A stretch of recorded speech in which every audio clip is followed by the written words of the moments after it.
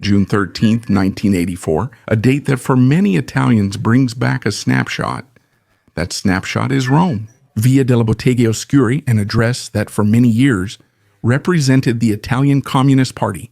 After all, the Italian Communist Party had its headquarters right there on Via delle Botteghe Oscure and along Via delle Botteghe Oscure. There's a long human line. Many people in pairs. There are also two very particular ones. Those people in pairs. Their names are Pino Romualdi and Giorgio Almirante. They are respectively the president and the secretary of the Italian social movement. They are in line, together with many supporters, communist activists, and others, to pay tribute to the great leader of the Italian Communist Party, Enrico Berlinguer. He passed away 2 days earlier after a fatal illness, a stroke that struck him during a rally held in Padua.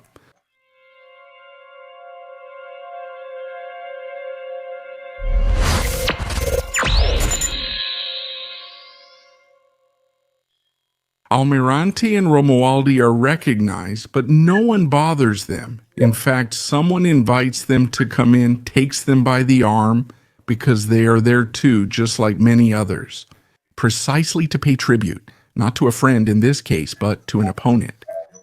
Romualdi, respectively. Mrs. Almirante will say that her husband cried when he learned about Berlinguer's passing.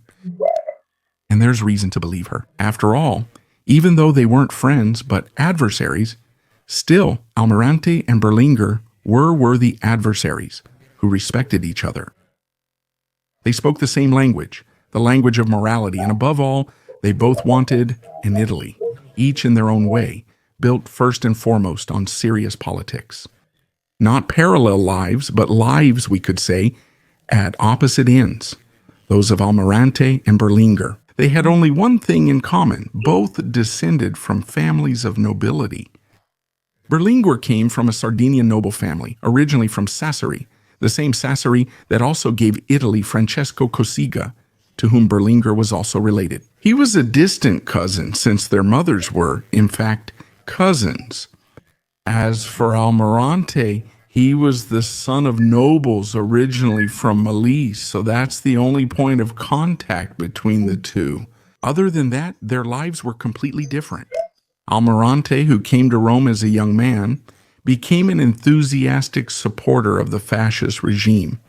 In his youth, he joined the PUF and graduated in Rome with a thesis based on Dante and Italian tradition.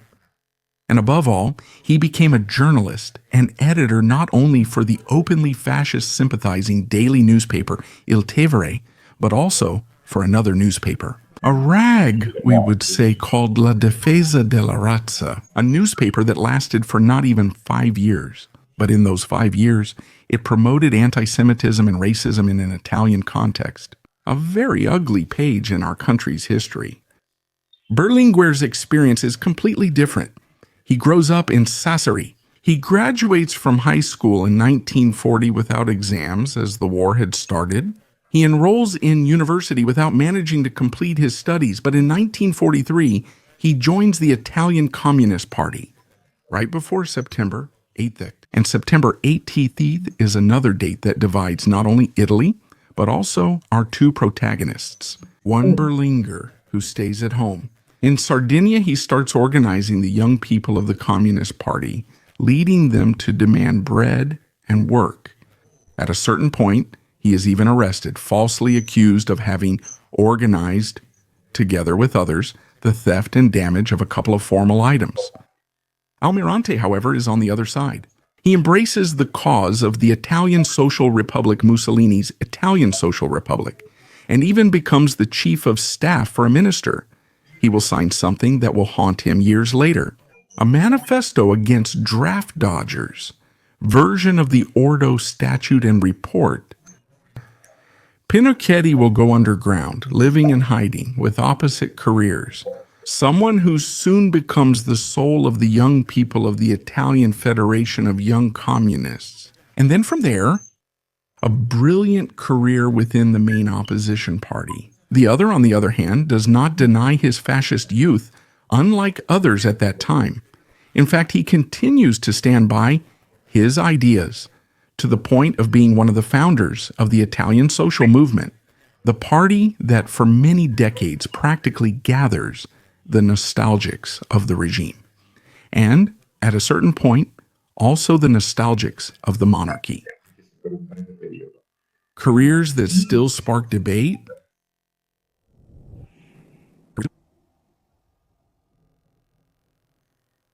Let's move on to Berlinguer.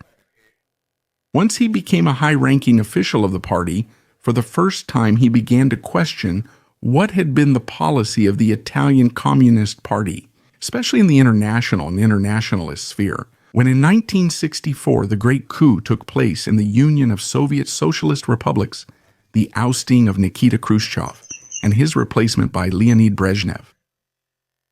Berlinguer was in Moscow during that period along with other members of his party. He was part of the Italian delegation that for several days talked with the Soviets and tried to understand what had actually happened. He would return to Italy with a convenient story about those events, but realized something was happening. He would lay the foundations for what would become known as the famous break with the Union of Soviet Socialist Republics, with the Italian Communist Party becoming nearly heretical, if not outright rebellious, against Soviet orthodoxy. Almirante also sparks debate because he has a rather interesting career, even politically, climbing the various ranks, eventually reaching the position of Secretary of the Movimento Sociale Italiano, and he takes a completely different approach compared to his predecessor. It's a somewhat activist line, because I willingly embrace the most extreme fringes. It's also true that during Almirante's leadership, those who had left Ordine Nuovo returned to the Movimento Sociale Italiano, even if they did so simply for political protection. What Tosco GPR, an ideological issue? It's all certain, but the fact remains that there's this activist spirit. But it's also the Movimento Sociale Italiano in a double-breasted suit, as it was called at the time. The Movimento Sociale Italiano that presents itself with a clean face, no longer with a raised arm or speeches about truncheons and castor oil.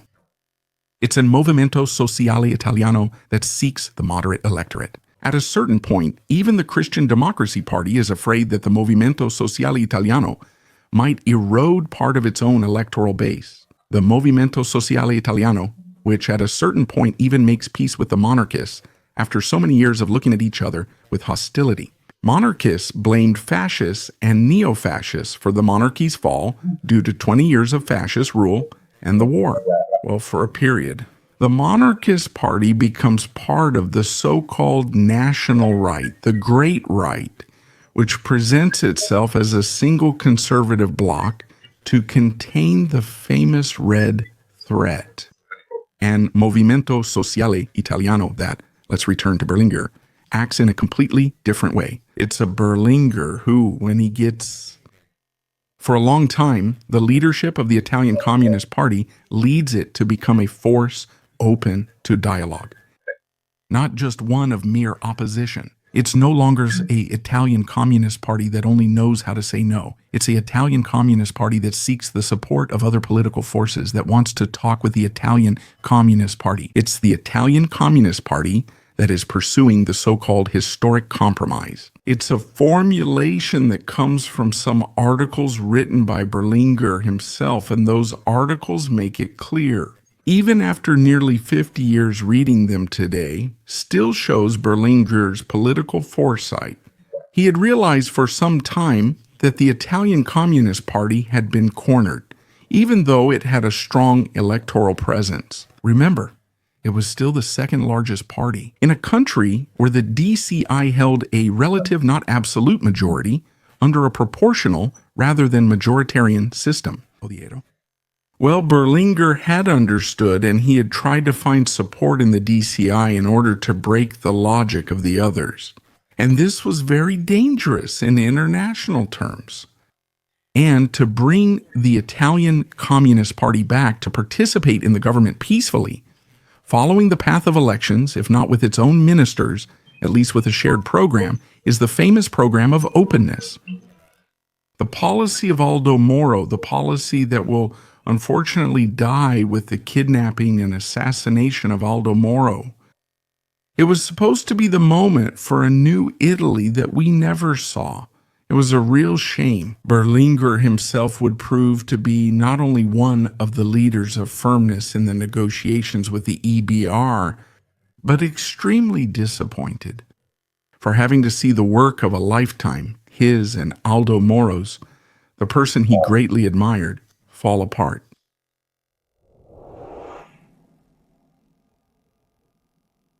In the same period, on the other hand, Papi, on the completely opposite side, was facing major problems. Problems due to terrorism, because after all, even Almirante himself appears as the drawer of a check for several 100,000 lire in favor of Cicuttini, one of the two perpetrators of the Pitiano massacre, so that he can undergo surgery on his vocal cords to change his voice. The surgery was needed because Cicuttini was the caller who lured the Carabinieri into the Pitiano trap. But that's not all. There's more along Almirante's path.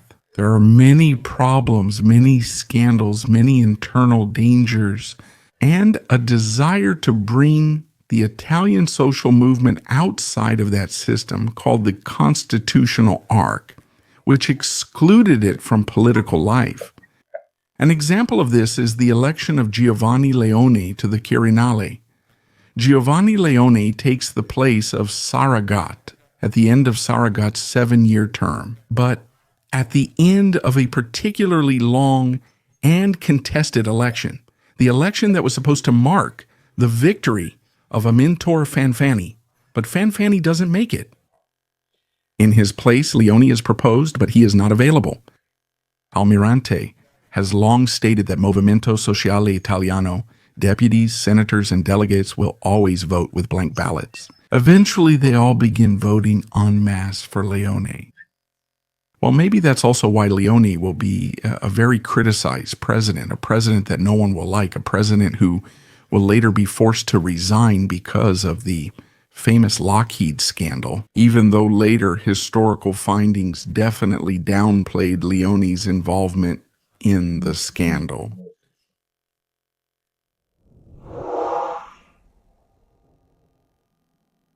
Two entirely different figures. Berlinguer himself, let's go back to the other side.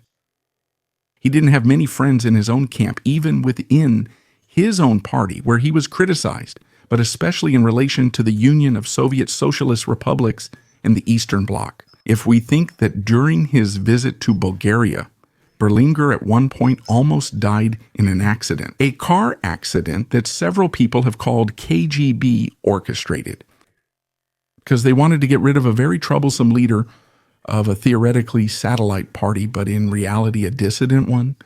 Then, as we said, the strange thing happens. The break is the declaration of substantial independence of the Italian Communist Party's policy from Moscow, with Moscow excommunicating the Italian Communist Party. He treats them almost as if they were revanchists. So, a completely different policy. Maybe that's also why, with Berlinguer's policy, with the policy of distancing from Moscow, the approach to the DCI, a government conscience, the Italian Communist Party itself reaches its peak. In the mid-70s, it almost catches up with the DCI in the national elections, in the European elections.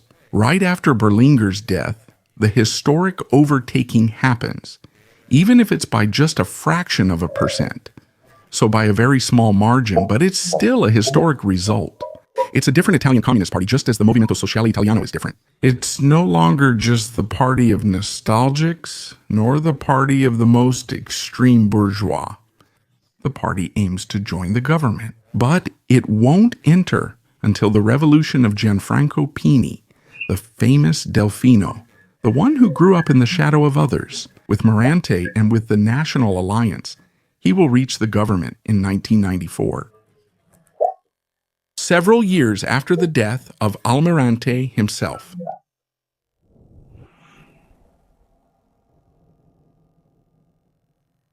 We come to that 1984, the year of the European elections. Berlinguer, who goes to Padua to hold a historic rally in Piazza della Frutta. It was a rally with a huge crowd. He was quite a star. You rest at the hotel between meetings. In Padua during those days, Sandro Pertini is there for institutional commitments. When he finds out that Enrico Berlinguer, who had been his companion also in political struggles, Pertini was a socialist, Berlinguer a communist. Old Sandro insists on going to the hospital to visit his friend. He makes it in time to give him a kiss on the forehead to say goodbye before the doctors declare his death. Of Berlinguer. At that moment, Sandro Pertini moves the nation, becoming Italy's most beloved president, saying, "Let it be. I'll take him back myself. I'll take him away with me. I'll put him on the plane as if he were a friend. I'll take the son away myself." The body of Enrico Berlinguer arrives in Rome, and the funeral chamber is prepared. And he slips in, like so many others. There are those two missiles, Romualdi and especially Almirante. No one lays a finger on them. No one gives them a dirty look. They're two Italians like the others. And why are they there? To pay tribute to a worthy opponent, to a man who had raised the moral question. There was the idea that politics shouldn't be bent to bribes, a politics that cared first and foremost about personal economic gain. In this, Berlinguer and Almirante were similar. They wanted morality. Morality must lead in politics. No more administrators who got elected just to have a side account. No more stealing. That's what he wanted. And most likely for that reason, Giorgio Almirante got in line like everyone else. These are signs, a kind of politics that no longer exists, a kind of politics that was made up of cadre schools. The parties had cadre schools, where you learned about politics. You learned the mechanisms of politics, parliamentary regulations, regional ones, and more. You learned a lot thanks to great teachers. The politics that today looks, with a bit of nostalgia and sometimes even emotion, at the figures of Berlinguer, Almirante, and even Andreotti. Because with all their possible excesses, contradictions, maybe even some dark shadows here and there, they were still very different figures from what they were. They were figures who took on responsibilities. They were figures who dreamed of an Italy with both internal and external solidity. They were figures who wanted a well-governed country and who didn't look at the polls. This is a big difference. While today, all politicians from all parties have their own polls, their own trust ratings. At that time, nobody paid attention to that. They didn't go digging through the percentages of opinion polls. People prioritized essentials and held rallies in the squares. They held political forums on television. Gone now. And people like this. Ultimately, people didn't vote for a party just because they belonged to it. They obviously didn't do it for personal gain. They did it for their beliefs. Programs that were then implemented, or at least every effort was made to implement them. Today, everything is different, and maybe we too can understand, even those of us who vote and aren't members of any party. Because people look back with such nostalgia at Italy of that time, which was certainly less rich, less technological, but with more ideas, more determination, more desire to do things, and with so much passion, even among the benches of Parliament.